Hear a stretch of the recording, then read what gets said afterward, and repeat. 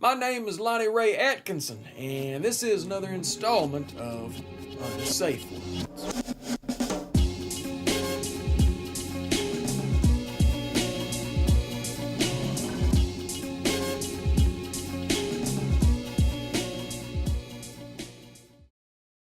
So recently, there have been a number of studies that strongly suggest the prescription drugs we've been taking for depression and anxiety over the last 20 years don't actually fix anything. And in many cases, they make our problems worse than before we started. Which is kind of like trading in your 2002 Honda with the bad muffler for an 87 Hyundai with a bad everything. Just because in the Craigslist ad, the Hyundai was sitting on 24-inch chrome. Wait, but in the ad it said that driving this particular Hyundai comes with a mild risk of stroke. Yeah, but that shit is on dubs. And if it were just the side effects, it might not be that bad. But with a lot of these drugs, we end up sacrificing happiness for an absence of sadness. In order to escape the bad feelings, we're willing to take something that will make us not feel at all. And that feeling of not feeling is something I like to call being numbfortable. And the more numbfortable you become, the less joy and fun you're able to get out of life. I mean, when was the last time you saw someone take a couple Xenophols, only to then take a Propylex to counteract the sudden dizziness brought on by the Xenophol, and then a Budenolene to adjust for the clammy hands they get with the Propylex, and then half a few Dexatil to even out the eyelid trimmers they get with the Budenolene, and then go out and have a fucking blizzast? Here's the thing, being numbfortable might be even worse than you think. There's good reason to believe that those bad feelings we're trying to escape are actually quite valuable. Those emotions we're trying to deaden are there for a reason. Fear and sadness and anxiety are the built-in canaries in the coal mine of our shitty human existence. If we weren't hardwired for fear, the human race would have been nothing more than a short-lived taco stand in the evolution food court. Without our sense of pain, male Homo sapiens would have just kept kicking each other in the balls until we all went extinct. We need our bad situation sensors. You need anxiety to let you know that your job is soul killing. You need sadness to know that your marriage was a terrible decision. What you need is to work that shit out, not to take a pill that makes it more bearable, or take a pill that makes it even easier to find yourself in another bad situation. Depression sucks, but it can also be a bad situation sensor, and we need our bad situation sensors.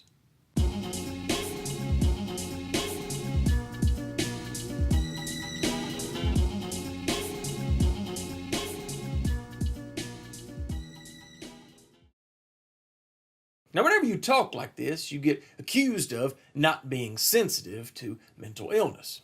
But you know what? Fuck you. I say you're the one not being sensitive to mental illness. I acknowledge how serious mental illness is, and that's why I want to be careful to not lump serious mental illness in with natural fucking emotions resulting from shitty luck and or bad decisions. Being down in the dumps because you live in a dump is healthy. Schizophrenia, on the other hand, is not healthy. Hearing voices is not the same as grieving over the loss of your cat. Multiple personality disorder is not on par with your ex getting back with that skank. And don't slut shame just because you're depressed doesn't make it okay. It's not all relative. By labeling valuable human emotions as disorders, we cheapen the severity of serious mental illness. I remember one time I told my roommate that I was so depressed I literally couldn't get out of bed. And my roommate said, "Oh yeah? If this goddamn apartment caught on fire, I bet you'd get up out that motherfucker. If that Taco Bell fire sauce all of a sudden put your stomach on doo-doo, I bet you get out that motherfucker. If you thought you heard your girlfriend dry humping me in the living room, I bet you get out that motherfucker."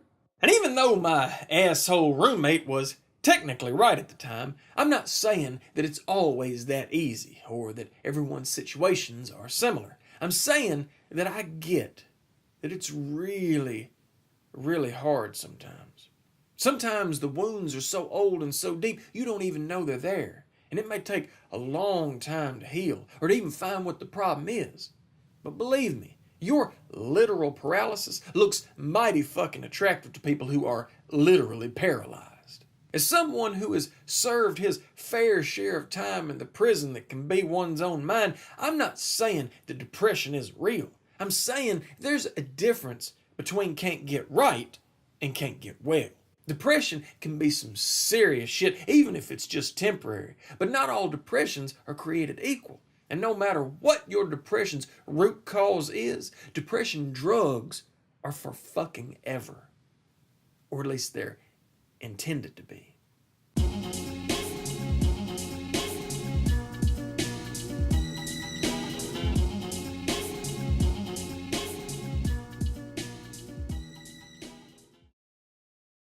Seriously, you can get off high blood pressure medication easier than you can get off depression drugs. You got a better chance of getting that Nickelback song out of your head than you do getting off anxiety medication. And if you think I'm bullshitting, just try and get off whatever you're taking right now. Tell your doctor that you feel fine and that you don't need that medication anymore. That motherfucker will look at you like you're asking to be let out of a straitjacket. Well, why would you want to do that? You've been doing just fine in this jacket. Maybe you just need another jacket. How about that? We'll just get you another jacket. Now, do I believe these drugs have helped people get through some really serious shit? I'm sure they have. But so has a couple tubs of Ben & Jerry's. So has a few drinks at the bar. So has a really nasty one-night stand. And I wouldn't recommend you do any of those every day for the rest of your life. But you can bet your bottom copay that more than any street dealer you've ever met, your doctor is going to try to convince you that not only do you need to stay on that shit, but you also need to try that new shit. And from time to time, up the dosage of that shit. In the last 20 years, doctors have been handing out dope like end-of-the-year Little League trophies. It doesn't matter what your stats were for the season, you're going to get one just for showing up. When the truth is, your local physician really has no idea what these drugs are going to do to you. And the typical mental health plan in America amounts to throwing darts at your brain until one of those throws comes up with a winner. Never mind, the more darts they throw without hitting the bullseye, the more holes there are in the board.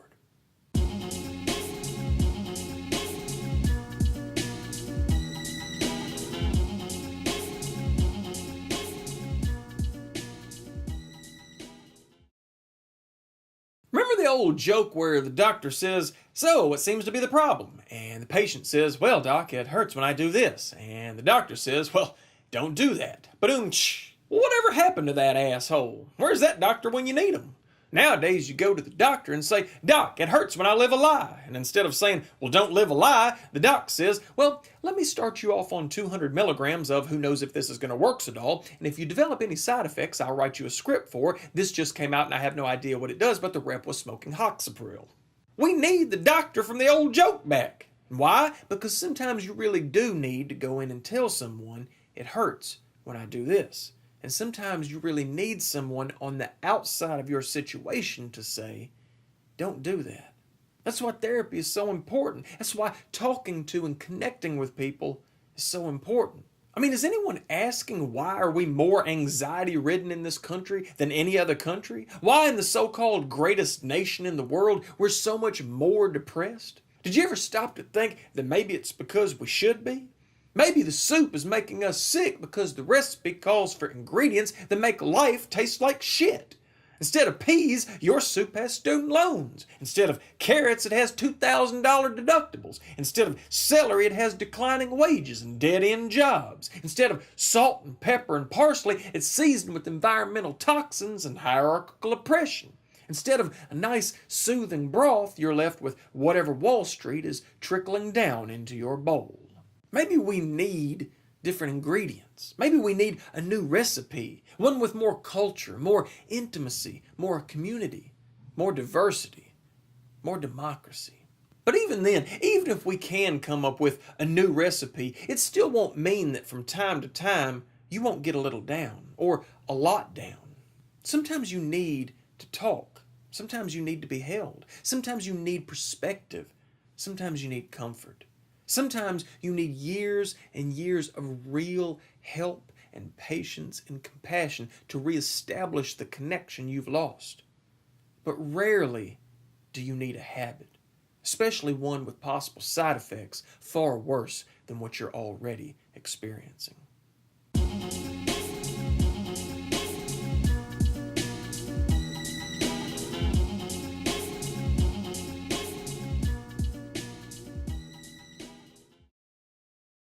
Now, I'm sure some of you have been listening to this thinking, you don't know me. You don't know my situation. And you're right. I don't know you. And neither does the pharmaceutical rep who provided the only literature your doctor will read about the very serious drugs you were prescribed when you were at your most vulnerable. I don't know you, but that doesn't mean I don't care about you, because I do. I care about you the way I care about the people in my life these kinds of drugs have seemed to help. I care about you the way I care about the people in my life these drugs have destroyed and or killed. I care about you the way I wanted people to care about me when I was suffering through my own absence of mental health. So please, don't give me any of that shit about being insensitive. There's a difference between worrying about what's in the pink slime and fat shaming people who just can't live without their chicken nuggets. This is the former, not the latter.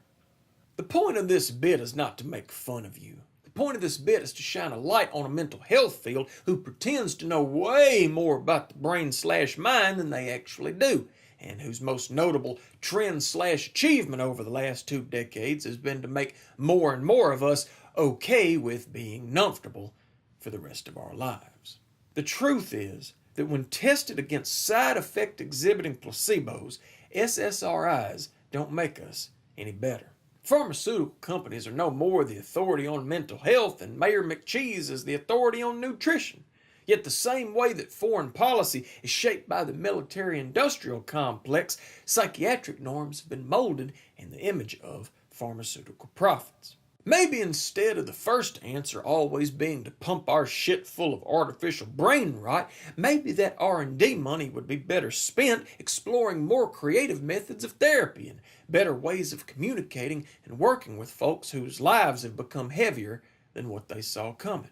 And if you really do need to take something in the short term, I said, if just for a little bit we need to get numbfortable, but we don't want to have to worry about going all in with our future at the long-term effect roulette table, then maybe, just maybe, the professionals will cool it with all the pretense. And for God's sake, just be honest with us and tell us to go smoke a joint.